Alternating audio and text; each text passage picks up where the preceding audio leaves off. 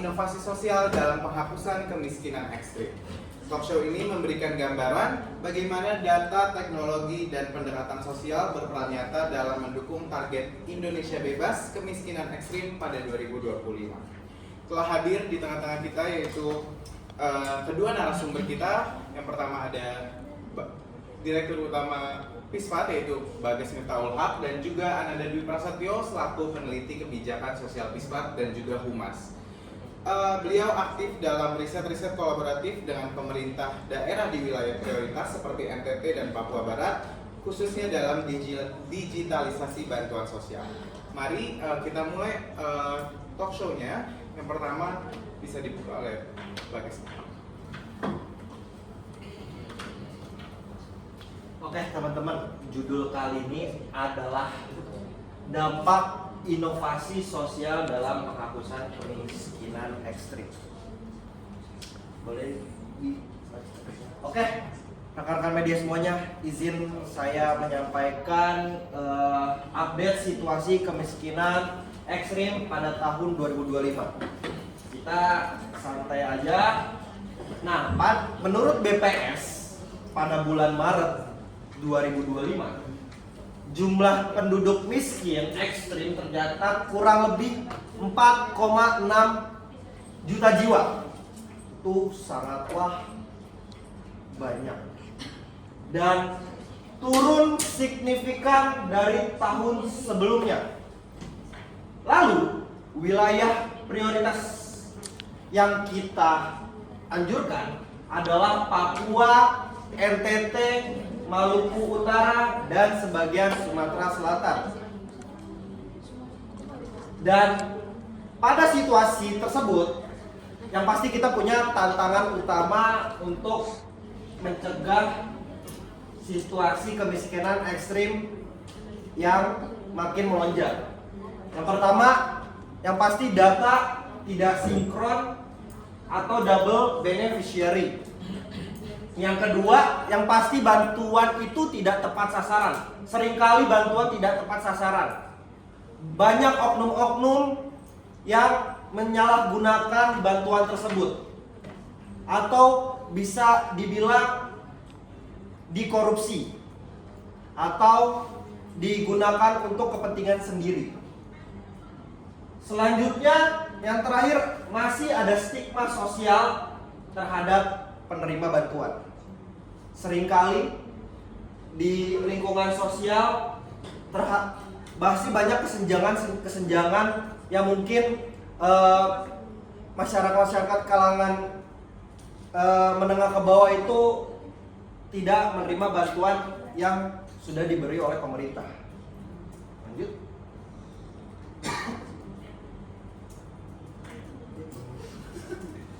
Nah, selanjutnya rekan-rekan media, di sini ada data kemiskinan menurut BPS. Kami mengambil data dari BPS itu tren kemiskinan nasional dari 2022 sampai dengan 2024. Periodenya dari bulan Maret sampai dengan bulan September. Bulan Maret pada tahun 2023, presentase penduduk miskin yaitu sebesar 9,36%. Dengan jumlah penduduk miskin yaitu sebesar 25,90 juta. Lalu pada bulan periode Maret 2024 semakin menurun, yaitu 9,03% untuk presentase penduduk miskin. Dengan jumlah penduduk yaitu 25,22 juta penduduk. Lalu pada bulan September 2024 semakin menurun, yaitu dengan presentase penduduk miskin 8,57% dengan jumlah penduduk 24,06 juta. Bisa kita lihat penurunannya mulai signifikan dari periode Maret 2023 sampai dengan September 2024 menurut data BPS dengan sumber terakhir yaitu 15 Januari 2025. Lanjutnya. Oke, baik. Kita masuk ke masalah utama yang ada di lapangan. Yang kita ketahui sendiri bahwasannya program-program bantuan sosial yang diadakan oleh pemerintah itu banyak sekali disalahgunakan atau salah dalam sasaran. Jadi sasaran dalam bansos itu tidak tepat. Nah, di sini saya meneliti dan bekerja sama juga dengan pemerintah pusat untuk mencari tahu dan menelusuri perihal masalah utama yang ada di lapangan pada pembagian bansos ini. Di sini kita bisa lihat ada gambar, ada tulisan di mana agar aliran bansos tak salah sasaran. Nah, di sini tuh kita perlu mengetahui dulu terlebih dahulu bahwasanya bansos ini sasarannya untuk siapa. Jadi kita perlu tahu sasaran bansos yang tepat itu untuk siapa. Nah, di mana di sini ada sekitar 43,6 triliun dalam program sembako ini. Lalu kepada keluarga itu diserahkan sekitar 37,4 triliun. Sebentar.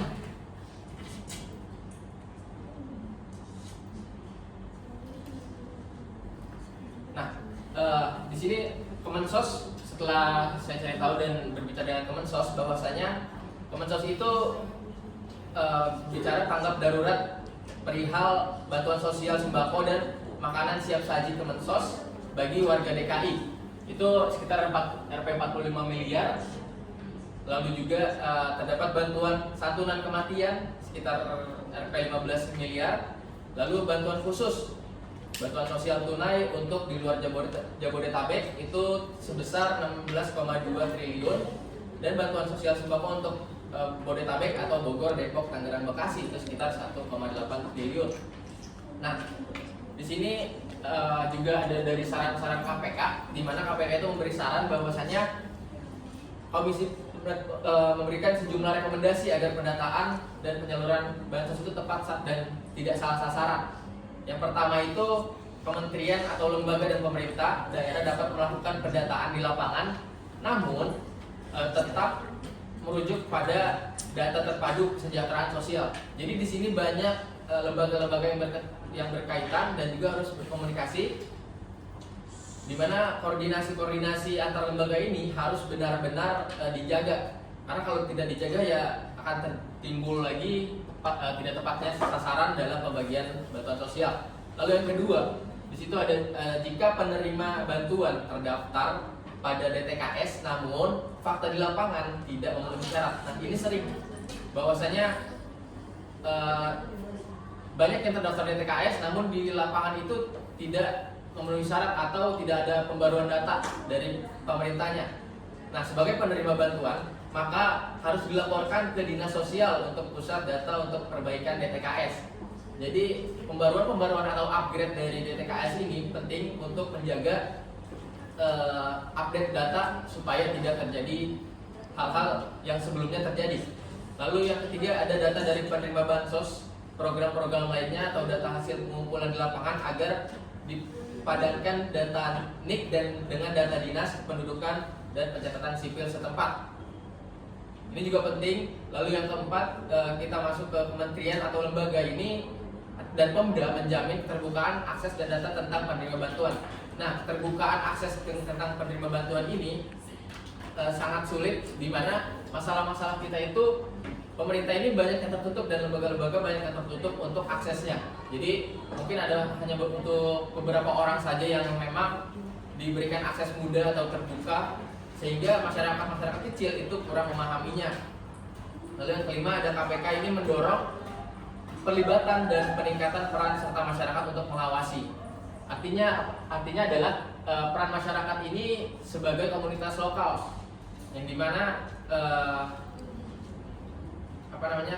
pemerintah dan juga mungkin kami bisa berkolaborasi dengan komunitas lokal, karena yang mengetahui data-data di lapangan dan kegiatan orang sekitar itu seperti apa itu dari komunitas lokal itu sendiri.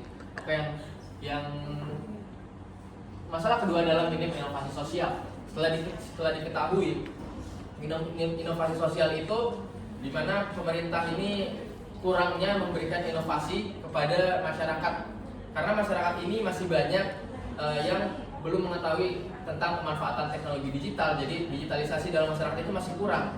Jadi perlunya pemerintah itu terjun langsung dan bekerja sama dengan komunitas lokal, itu yang pasti. Dan lalu ada fokus pada bantuan jangka pendek, bukan untuk pemberdayaan. Nah, inovasi sosial ini bertujuan menciptakan perubahan sosial yang berkelanjutan, gitu loh. Jadi ketika perubahan sosial ini berprosesnya berkelanjutan, itu akan menambahkan pemikiran masyarakat itu akan terbuka dengan oke, pemerintah ini memberikan bantuan sosial yang berkelanjutan. Nantinya akan masyarakat itu menerima bukan hanya pembagian bansos, tapi sering juga berorientasi pada kayak bantuan-bantuan instan, lalu juga tidak menyeluruh ke akar masalah kemiskinan dan mendorong kemandirian ekonomi dalam kemandirian bansos itu sendiri. Oke, yang terakhir ada data tidak sinkron atau double beneficiary. Yang tadi saya jelaskan dan juga Bapak Bagas jelaskan terkait data tidak sinkron ini, itu termasuk masalah utama dan tantangan yang kita hadapi, karena banyak dari masyarakat Indonesia itu ada beberapa yang tidak memiliki KTP atau tidak ada pembaruan KTP atau data-data lainnya itu tidak diperbarui. Nah, makanya di sini perlunya kita balik lagi kerja sama dengan komunitas lokal, lalu juga pemerintah setempat harus koordinasi dengan baik. Yang mungkin seperti itu yang dapat saya jelaskan. Next.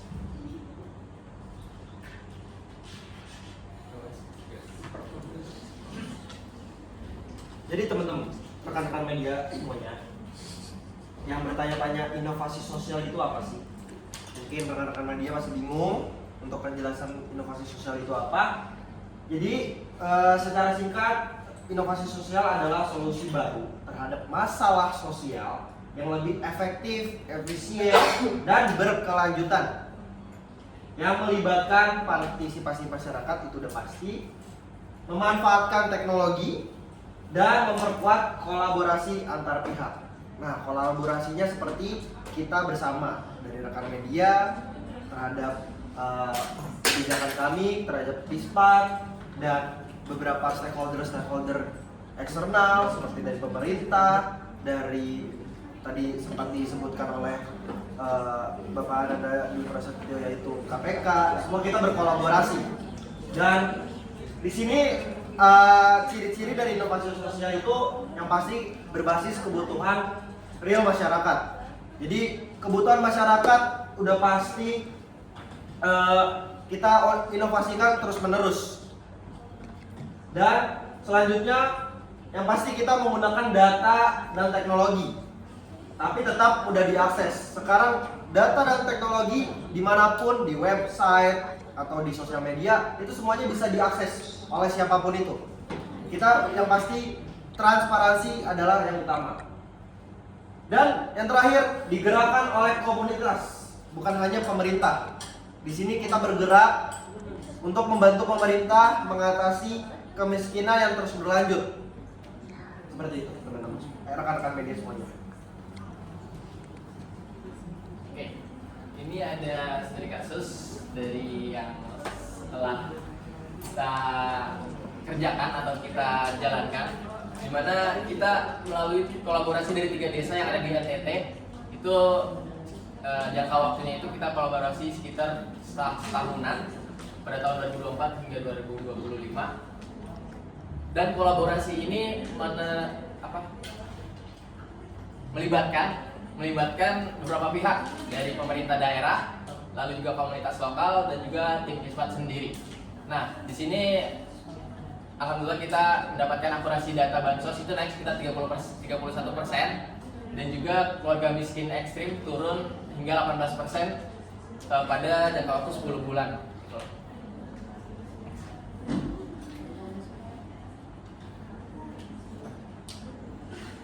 Oke, selain itu, tadi kolaborasi dengan pemerintah daerah dan komunitas lokal, kita juga berkolaborasi dengan media-media, di mana peran media ini sebagai pengawas lah dari kemitra menuju perubahan gitu loh. untuk narasi lama bansos itu biasanya salah sasaran, dan narasi baru itu kita pengen tuh media itu memberi narasi baru, yaitu tentang solusi kolaboratif. Dimana kalau misalkan bansos salah sasaran, nanti anggapan itu akan negatif. Tapi kalau misalkan solusi kolaboratif, itu akan membentuk formasi yang memang positif untuk ditangkapi oleh masyarakat sekitar juga. Dan di sini ada arah liputan, yaitu solution based journalism, di mana fokus pada solusi bukan hanya masalah. Jadi kita sama-sama untuk fokus antara media dan juga kami dan juga pemerintah dan tim kolaboratif lainnya itu fokus pada solusi bukan hanya masalah. Dan lalu yang kedua ada angkat kisah sukses desa dan inovasi lokal sebagai gambaran motivasi untuk masyarakat itu sendiri, dimana ketika kita mendengarkan kisah sukses dari seseorang ataupun dari satu desa atau kabupaten, itu akan memberikan motivasi tersendiri bagi masyarakat yang mengetahuinya. Lalu yang ketiga ada menggunakan data dan dampak nyata sebagai dasar liputan. Ini adalah merupakan hal yang harus dan wajib ditunjukkan oleh media, di mana agar tidak terjadinya kesalahpahaman atau nanti dikira pemberitahuan hoax, itu harus diberikan data dan juga dampak nyata sebagai dasar liputan ini. Lalu sebagai contoh, sistem pendapatan real time di NTT dan Papua Barat kemudian kurangi duplikasi bantuan 25% dalam 6 bulan. Dan ajakan dari kami itu untuk ayo liput keberhasilan desa, bukan hanya soal skandal-skandal atau hal-hal yang negatif tentang desa. Jadi kita bangun narasi-narasi positif agar masyarakat itu termotivasi untuk membangun dan mengawasilah jalur adanya bantuan sosial ini untuk bisa diawasi agar tidak terjadinya hal-hal seperti korupsi dan salah sasaran dalam pembagian.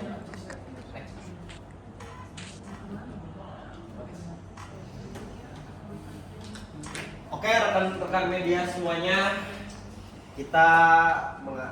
kami juga mengajak berkolaborasi juga kepada rekan-rekan media semuanya sebagai salah satu sinergi kita untuk memberantas kemiskinan ekstrim yang telah terjadi pada periode sebelumnya hingga periode tahun 2025. Ayo kita berkolaborasi di sini untuk mendorong yang pastinya dari liputan media rekan-rekan semua itu bisa mencakup seluruh halayak atau masyarakat yang mendapat positif berita dan meminimalisir dampak-dampak negatif atau isu-isu yang sudah terjadi sebelumnya untuk lebih kolaboratif. Dan yang pastinya di sini kami sebagai tim Pispat mengajak kolaborasi rekan-rekan media untuk bisa scan QR di sebelah sini. Yang nggak bisa ya? Oke. Dan yang pastinya rekan-rekan media semua bisa membantu kami untuk mensupport kami, mendukung kami untuk meneruskan kebijakan yang telah kami buat. Itu saja. Oke, terima kasih. Baik, terima kasih atas pemaparan materinya dari Pak Bagas dan juga Pak Tio selaku narasumber. Sekarang kita masuk ke sesi yang paling ditunggu-tunggu oleh rekan-rekan wartawan semua. Silakan bagi yang ingin bertanya, diajukan pertanyaannya kepada kedua narasumber kita. Silakan sesi tanya jawab kali ini dipersilakan kepada rekan-rekan media yang ingin bertanya. Oh itu ada media. Oh iya, oke. Situ aja. Pelan-pelan.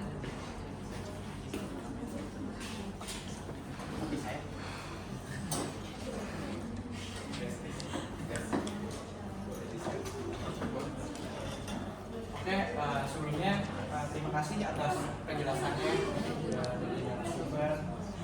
Saya dari Purnama Aji dari media Tirto.id ingin bertanya bagaimana cara masyarakat umum bisa ikut mendukung program penghapusan kemiskinan ekstrim ini. Berarti ini pertanyaan untuk saya. Baik, terima kasih atas kehadirannya dari media Tirto ID. Masyarakat umum tentu saja bisa mengikuti program ini dan ikut andil dalam membantu program ini, dimana ada beberapa syarat. Yang pertama itu masyarakat ini dengan aktif memberikan data yang benar saat ada pendataan bantuan sosial. Jadi masyarakat juga harus memberikan data-data terbaru, entah itu di TKS dan lain sebagainya, kepada tim yang ada pada daerah-daerah yang sudah dikirimkan. Lalu yang kedua, di sini masyarakat itu harus ikut mengawasi penyaluran bantuan di lingkungan sekitar agar nantinya bantuan itu tetap tepat sasaran. Karena kan masyarakat di lingkungan sekitar itu yang tahu siapa saja yang berhak menerima dan siapa saja yang tidak berhak. Dan yang terakhir di sini menyebarkan informasi yang benar tentang program pemerintah supaya tidak ada hoaks atau kesalahpahaman. Sekecil apapun hoaks atau kesalahpahaman itu akan membuat program ini berjalan tidak semulus, karena ada isu-isu yang nantinya terdengar oleh masyarakat sehingga nanti akan menjadi narasi-narasi buruk yang diterima oleh masyarakat. Dan yang paling penting itu terus peduli dan membantu sesama sekecil apapun, itu sangat berarti bagi kami dan juga bagi program ini berjalan dengan baik. Baik, cukup menjawab dari ini. Masih ada pertanyaan lagi? Silakan. Apa aja sih? Maksudnya kayak langkah apa sih yang baru dilakukan sama Pispat sejauh ini? Penting. Langkah apa saja yang telah dilakukan Pispat sejauh ini? Yang pasti kami tadi udah saya singgung dengan data yang turun signifikan dari periode Maret 2023 sampai dengan September 2024 menurut BPS itu. Nah, dari sanalah kami kurang lebih kurun waktu 10 bulan untuk mengeksekusi wilayah Papua, NTT untuk membantu merekap data-data semua pada keluarga yang menengah ke bawah dan kurang lebih 10 turun sebesar 31 naik sebesar 31% seperti di sini. Bansosnya naik 31% dan yang pasti akan terus berlanjut, tidak 10 bulan saja, mungkin 3 tahun ke depan, 5 tahun ke depan. Dari keluarga miskin yang sering turun 18% menjadi 50%, 60% sampai dengan 100%. Lebih seperti itu. Dan itu akan terus berproses dengan teknologi yang akan berkembang dan pastinya inovasi yang akan dibantu oleh rekan-rekan media semuanya. Bantu kita untuk mendukung kebijakan ini dan yang pastinya kita akan menyelesaikan pemberantasan kemiskinan ekstrim. Terima kasih. Cukup menjawab. Apakah dari rekan-rekan media lainnya ada yang ingin bertanya lagi? Baik, kalau tidak ada, terima kasih kepada seluruh rekan-rekan media yang sudah hadir pada sore hari ini. Silakan setelah ini jika teman-teman rekan-rekan media ingin mewawancarai kedua narasumber kita setelah acara ini ditutup, silahkan langsung menjumpai di booth di belakang sana. Jadi kedua narasumber kita akan ke booth dan teman-teman dan rekan-rekan media juga bisa dapat melihat bagaimana program ini berjalan secara 1 tahun kemarin. Itu bisa dilihat di booth di belakang. Oke, baik, kita sudah sampai di penghujung acara. Terima kasih kepada seluruh rekan-rekan media yang sudah hadir. Kami harapkan kedepannya akan memiliki kerjasama yang lebih baik dan teruslah membuat narasi yang semakin baik sehingga membuat seluruh masyarakat menjadi lebih bijak dalam menerima informasi. Kami tutup, selamat menikmati sore hari Anda dan salam perubahan.